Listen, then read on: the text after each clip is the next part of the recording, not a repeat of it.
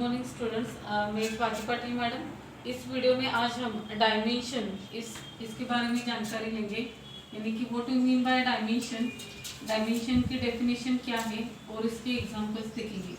Now first of all how to see the dimension, यानी कि dimension की definition. Now इसकी डेफिनेशन ऐसी आती है, the powers raise to fundamental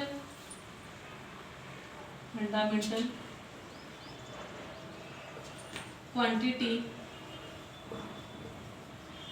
to obtain unit of given physical quantity।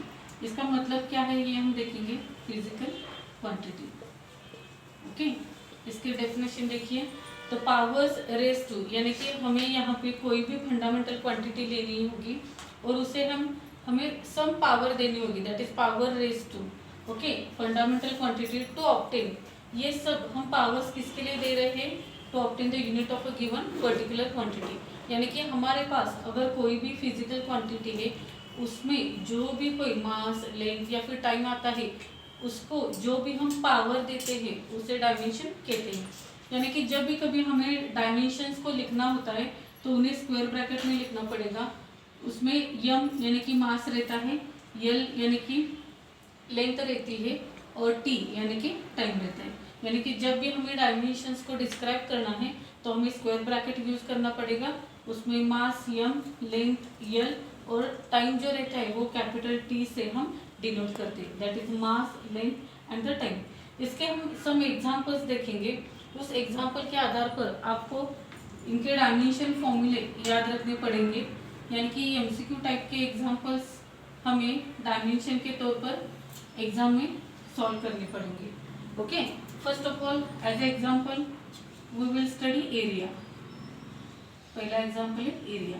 Area का formula पहले हमें मालूम होना चाहिए, that is length into breadth, length और ब्रेड।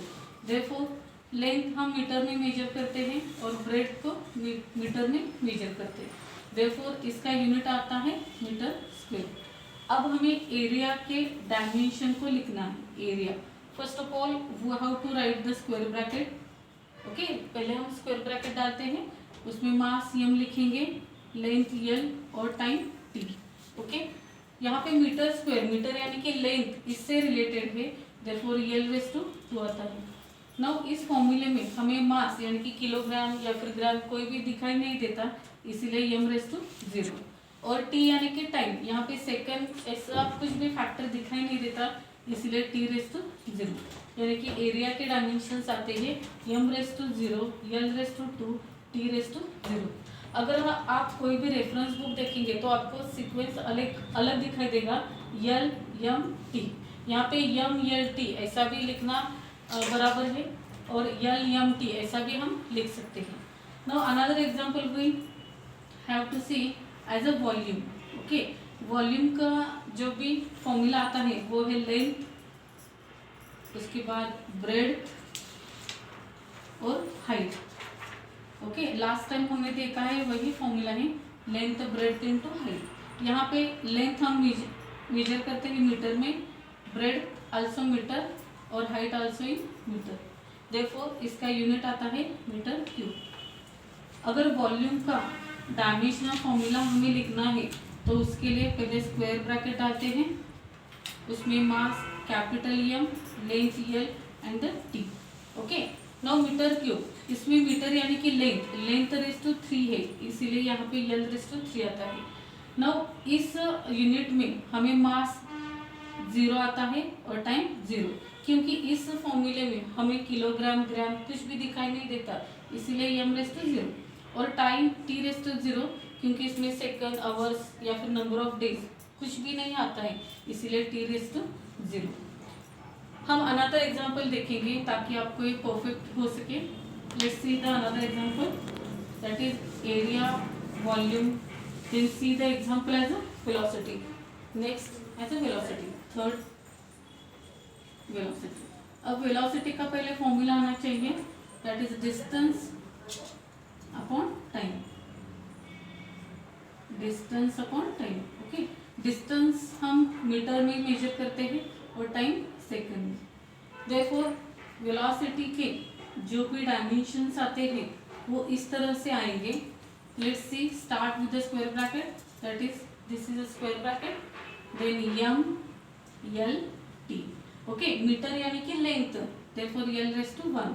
यहाँ पे second, but it is in a denominator, ये डिनोमिनेटर में है इसीलिए टी रेज़ टू -1 आएगा।